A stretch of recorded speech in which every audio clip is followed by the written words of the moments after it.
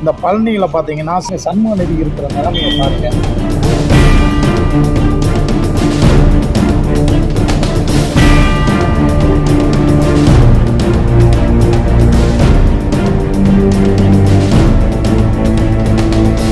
இந்த சண்முக நதியில் நீராடி போய் தான் அங்கே தரிசனம் செய்யணும். இந்த இடத்த உள்ளேயே இறங்க முடியாத நிலைமையா இருக்கு. இதனால நீங்க தமிழக அரசு இது கவனத்துக்கு வைக்கிறோம். ஆறுபடை முருகப்பெருமானோட ஆறுபடை முருகப்பெருமான்ல 3ஆம் படை வீடா பழனி திகழுது.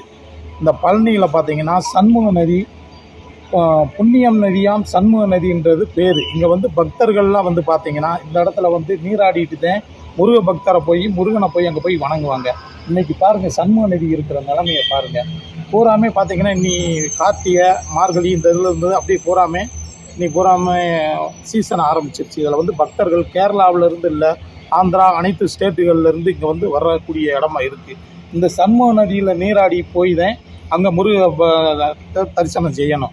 இந்த இடத்துல பார்த்தீங்கன்னா கோழியோட இறைச்சி கழிவுகள்லாம் மர்ம நபர்கள் போட்டு போயிடுறாங்க. இந்த இடத்த உள்ளேயே இறங்க முடியாத நிலைமையா இருக்குது.